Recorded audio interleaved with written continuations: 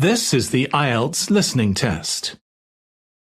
You will hear a number of different recordings, and you will have to answer questions on what you hear. There will be time for you to read the instructions and questions, and you will have a chance to check your work. All the recordings will be played once only. The test is in 4 parts. At the end of the test, you will be given 10 minutes to transfer your answers to the answer sheet. Now turn to Part 1.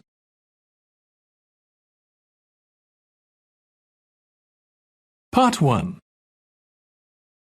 You will hear a telephone conversation between the organizer of a short story competition and someone who wishes to take part in the competition. First, you have some time to look at questions 1 to 6.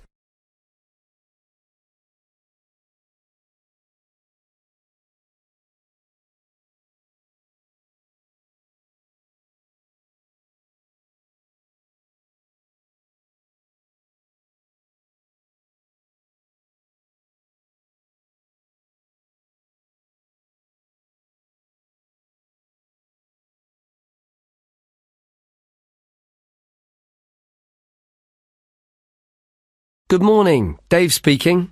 Oh, hi. I'm phoning about a short story competition. I saw an advert in a magazine and I was just calling to get some details. Yes, certainly. I'm the competition organizer, so I should be able to help.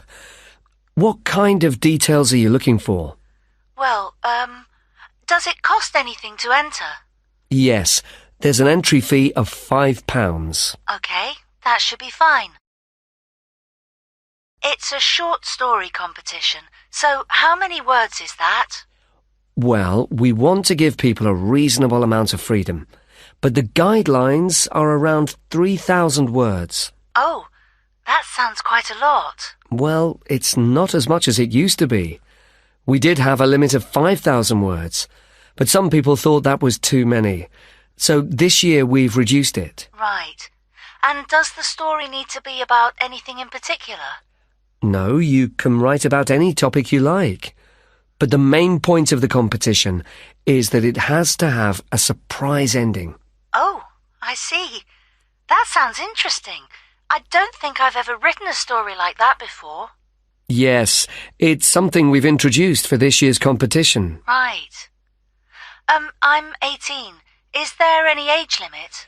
Yes, you need to be 16 or over. So, if you're 18, that's fine. Great. So you have the competition once a year, is that right? Yes. We start advertising in January, and the competition takes up a lot of the year. We give people a few months to write their story, and then it takes quite a long time to judge all the entries and to announce the winners. I see. So when is the closing date for the competition? It's already April. I hope I'm not too late. No, you've still got plenty of time. You need to submit your entry by the 1st of August. After then, it will be too late. Although you can always enter next year's competition. Okay, good. So how do I enter? Well, we have a website, and the best way to enter is to complete the entry form online. We also have more details of the competition on the site. Shall I give you the web address? Yes, please. Okay, it's www.comp4ss.com, and that's the number 4, not the word 4. Okay, thanks. I've got that. So, I can complete the entry form online, but how do I send the story? Do I print it out and send it to you? Well, you may want to print the story out so you can review it, but don't post it to us. When you've finished your story, you will need to email it to us. The email address is on the website I gave you. Okay, that's fine. Before you hear the rest of the conversation, you will have some time to look at the questions 7 to 10.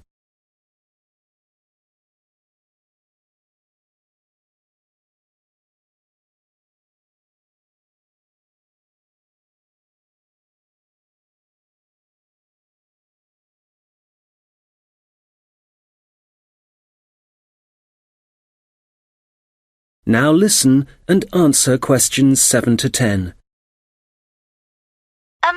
Can you tell me a bit about how the competition is judged and what the prizes are? Yes, of course. Well, once we have all the entries, I send them to all the judges. Our competition is quite popular, so we are lucky to be able to use famous authors who are very interested in the competition. That's fantastic! It's great to know that someone famous will be reading my story. Yes, that's right. It takes them quite a while to read through the entries, but eventually they decide on the top 5 stories. I see. And what happens then? Well, they will be published online so everyone can read them. They will not be in any order at this point. They will just be the 5 stories that the judges think are the best. And do all the top 5 stories get prizes? No, it's just the top story and the runner-up. So how is the top story decided? Well, once the top 5 stories are available, it will be the public who will vote for their favourite story. Right, I see. So I need to get all my friends to vote for me then? Yes, that's a good idea. And what is the prize? Well, the runner-up gets a prize of £300. But the winner gets a trip to Spain to attend a workshop for writers. Wow, that's brilliant! I'd better get writing straight away. Yes. Good luck. Thanks. That is the end of part 1. You now have 1 minute to check your answers to part 1.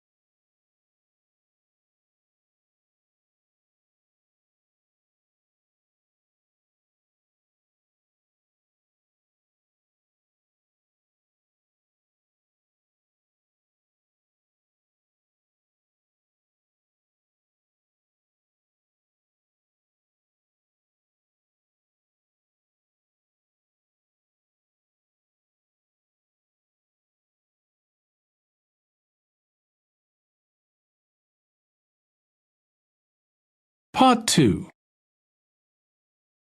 You will hear a guide talking about a sea life centre. First, you have some time to look at questions 11 to 17.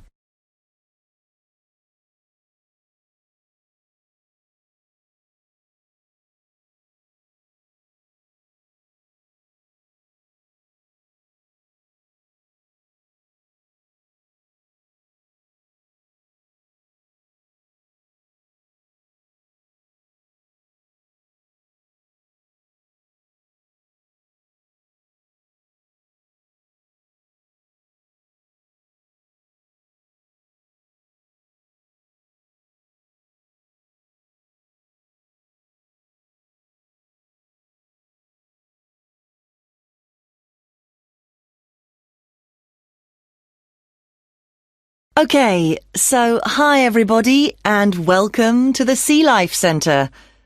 Before you start on your tour, I'd just like to give you some information about things to look out for as you go.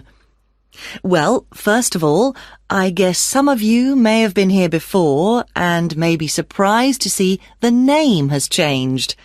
We're not called World of Water anymore. Since the beginning of this summer, we've been renamed, and we've also made a few other changes.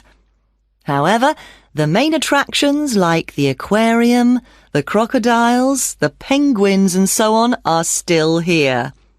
But we have a new restaurant and picnic area, and the latest thing that we have, and it was only finished last week, is the splash ride. This is an exciting new area of the centre, and is pretty scary, and of course you do get a bit wet, so make sure you're not wearing your best clothes. As I said, the main attractions are still here, and the most popular thing that everyone wants to see is feeding time, especially for the crocodiles and the seals. We used to have the main feeding time in the afternoon at around 3 p.m., but we found that some of the animals got a bit hungry waiting until then, and so we now have it at noon. They seem much happier with the new time, although it's a bit difficult to know what they're thinking. Now, I'd like to mention something new that we've introduced this year that we're very excited about. It's called a VIP ticket. The VIP ticket costs an extra £2 per person, and you will be amazed at what it allows you to do. With this, you'll be allowed to feed the sharks. Now, I know that for some people, this might be quite a frightening thing to do, but it is perfectly safe. For those of you who are a bit unsure, we do have a video you can watch to see what happens. It's a great experience, and your friends will be very impressed. Speaking of friends, I'd just like to remind you that the Sea Life Centre will be more than happy to organise a birthday party for you and your family and friends. If you need more details, you can speak to me afterwards, and there are also forms at the entrance that you can fill in. I'd also like to bring your attention to the good work that the Sea Life Centre is doing in support of animal conservation. I'm sure you're all aware of the worrying situation with a large number of species facing extinction. Here at the Sea Life Centre, we're taking action by asking as many people as possible to sign a petition. Once we have over 5,000 signatures, we are planning to send it to the government in the hope that more people will begin to take it seriously. Right, well, there's obviously a lot going on at the centre and a lot of things to discover. At all the attractions, there is helpful information, so please read as much as you can, and if you want to see what you've remembered, please do the quiz after your visit. There are no prizes, of course, but I'm sure you'll be surprised by how much you've learnt. Before you hear the rest of the conversation, you will have some time to look at the questions 18 to 20.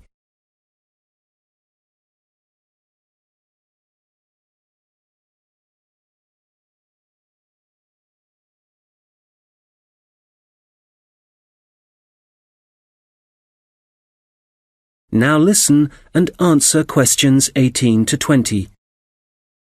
So, before I leave you all to start your tour, I've just got a few tips.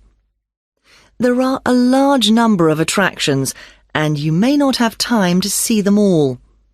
Of course, there are the old favourites like the aquarium and the crocodile cave, but if you don't have time to see everything, make sure you visit Turtle Town, which is beyond the aquarium and the seal centre. This is very special and has a large number of endangered species, and as it's at the far corner of the Sea Life Centre, it often gets overlooked. I also have to apologise for the Penguin Park. This has needed some urgent work to be done, and so will not be open for the next week. We're very sorry about this, but I'm sure you'll find the Seal Centre, which is directly opposite it, will keep you entertained just as much, if not more. We're also very busy today, as you may have noticed on your way in. Everyone starts here at the aquarium, but as it's so big, there's no waiting to get in. But today, we're expecting a lot of people to want to see the crocodile cave, as a couple of eggs have hatched out. So expect delays there and, if you like, move on to the seal centre first and then go back when things are quieter towards the end of the day. So, I'll leave you now, but if you have any questions, I won't be far away, and have a great time at the Sea Life Centre. That is the end of part 2. You now have 30 seconds to check your answers to part 2.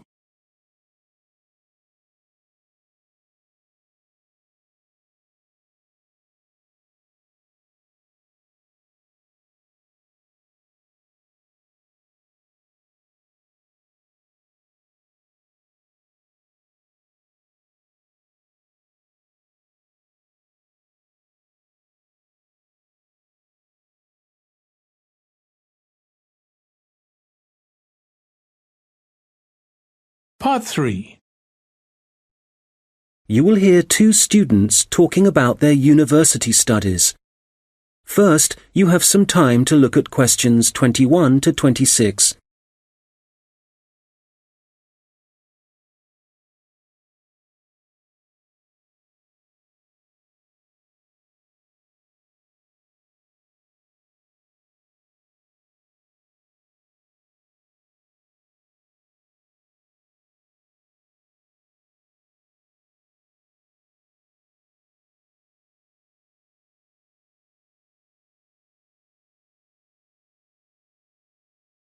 Oh, hi, George. How's it going? Hi, Martina. It's going well. How about you? How's university life? Well, it's great.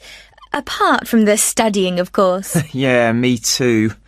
What are you studying? I seem to remember that you were going to do art. That was your best subject, wasn't it? No, not really. I just liked the teacher. He was French and had an amazing accent. My favourite subject was history, but I couldn't see what career that would give me. Oh, right. So what did you choose? Well, I found it really difficult to decide. I was really good at science, but I must admit, I never really enjoyed studying it. So, in the end, I decided to opt for English, which was my second favourite subject, and I thought it would be more useful to me than studying anything else. So, that's what I'm doing. How are you finding university? Well, it's a bit of a challenge, I suppose. Are you finding it difficult? Well, some of it. I'm doing mechanical engineering, which is really interesting, but it covers quite a lot of areas, like materials science, machine design, physics, and of course mechanics. And they're all fine, but it's maths that I'm struggling with. It's a lot harder than it was at school. I can believe it. It all sounds very difficult to me. But then I never was very good at mechanical things. I suppose it must involve some practical work. Well, not at the moment. Currently, it's nearly all theory, so it's a bit heavy going. I guess you need to start with that so that you can get a grasp of the concepts and learn a few facts before you start putting it into practice. It must be a lot different to the course that I'm taking. Yes, but in a few weeks we'll be having a lot more practical experience. In fact, I've got a great assignment this term working on jet engines, which means I'll be going on a few field trips to a nearby airport. Oh, that's great. It sounds like you're going to be very busy. Yes, I'm not sure how I'm going to cope with the work. We have a lot of lectures, and that's fine. The lecturers are very knowledgeable, and I learn a lot from them. But we also have a lot of seminars, and I find with so many people expressing their views, it can get quite frustrating. It would be better if we didn't have so many of those. Yes, it's the same for me.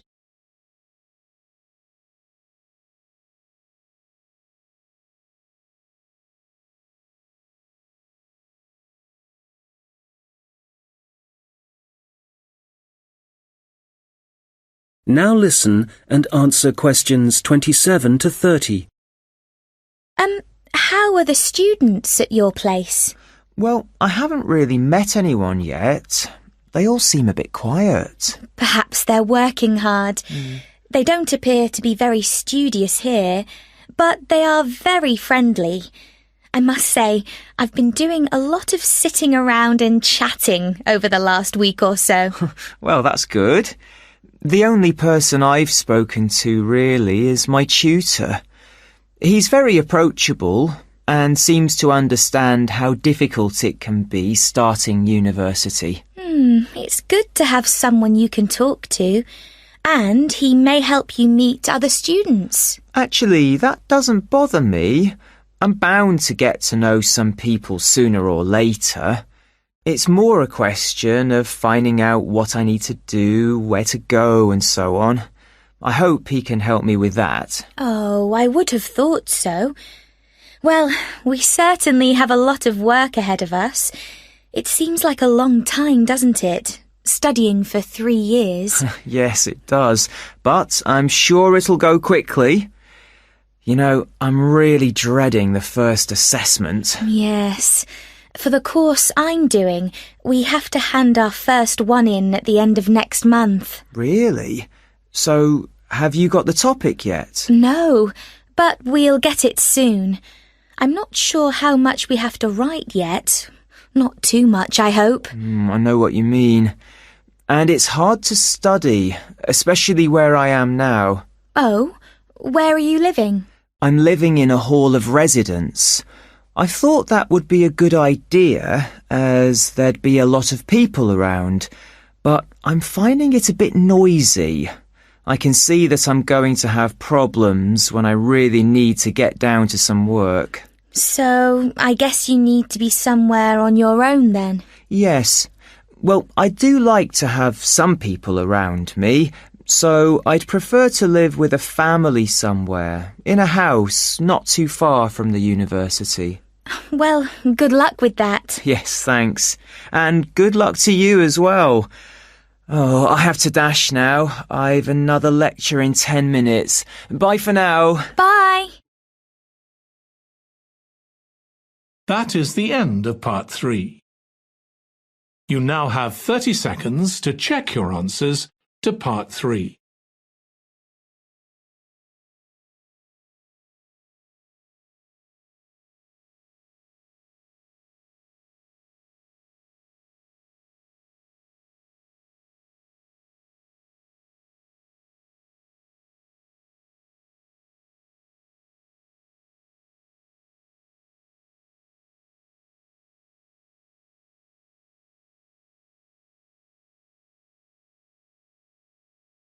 Part 4.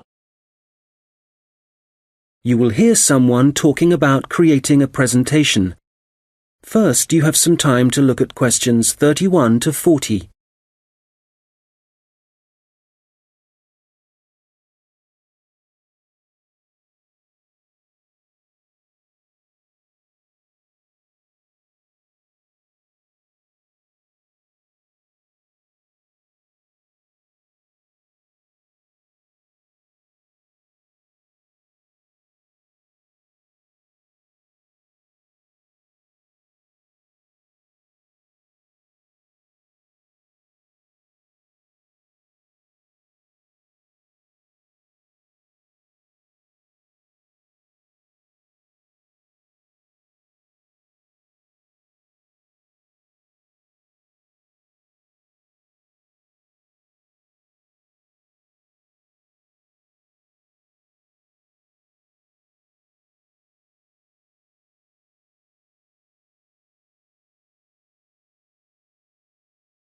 Now listen carefully and answer questions 31 to 40.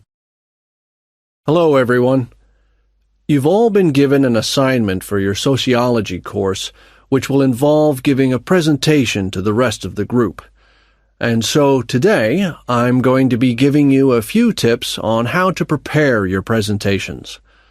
This should help you with your current assignment, but a lot of the principles I'll be putting across will be general principles which will, of course, help you with all your future presentations. So, first of all, the most important thing to consider is your audience, and in this instance, your audience are the other students in your group. There are 3 points to bear in mind. Firstly, you need to ask yourself what they need to know. Secondly, it's useful to consider whether they'll be supportive or not. And thirdly, will it be a small group, say 3 or 4, a moderate gathering of 20 or so people, as for your current assignment, or will there be hundreds of people?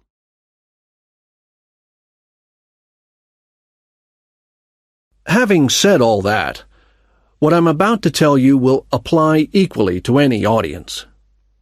So, how do you structure your presentation? Right at the beginning, you should tell them something that forces them to pay attention. This could be something surprising or even shocking, but it needs to be relevant. After that, you need a list of items or topics showing them what you'll be covering, rather like an agenda. And then the main part of the presentation will follow. This main part will be the detailed information you'll be presenting, and could include facts, statistics, personal experiences, etc. After this, you should summarize what you've presented and close with what I call next steps. For this assignment, you could simply point the group to other sociology reference material. In other cases, you may want to suggest some actions that people can take. Now, what about the design of the slides for your laptop?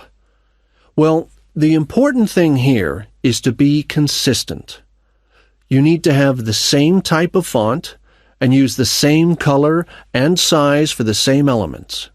For example, all headers need to look the same.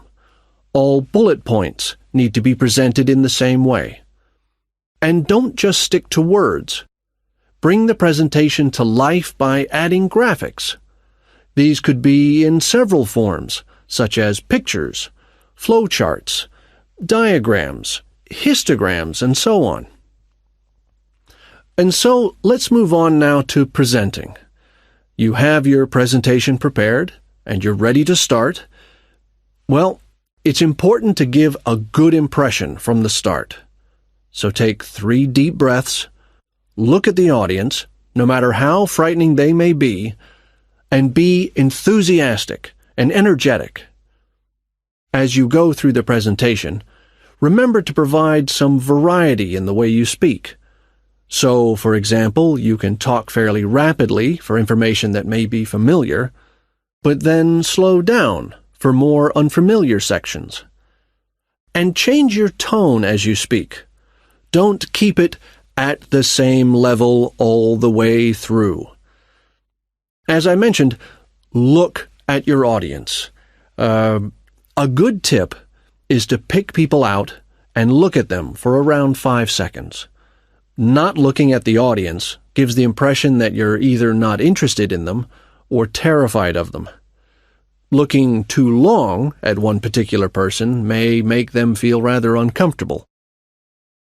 There may be points in your presentation that you want your audience to really absorb, and in order to make important points stand out, you may consider adding silence right after these.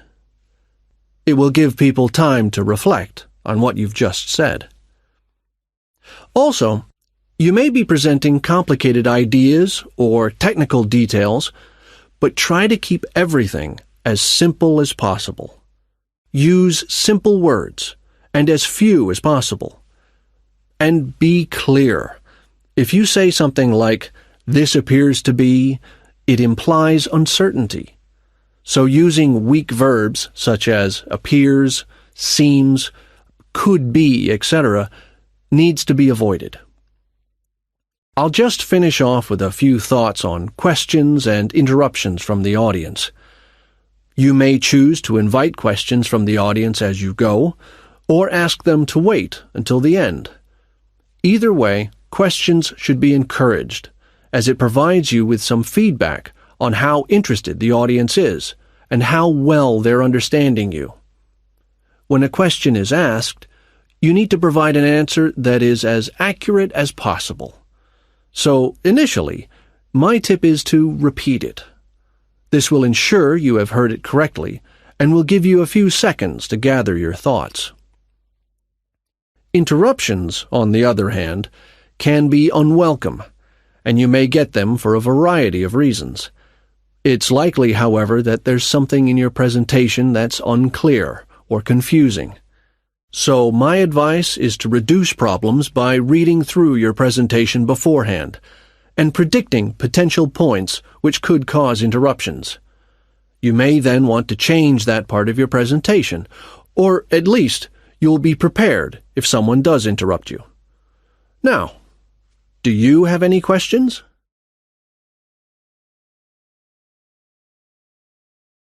That is the end of Part 4. You now have 1 minute to check your answers to Part 4. That is the end of the listening test. In the IELTS test, you would now have 10 minutes to transfer your answers to the answer sheet.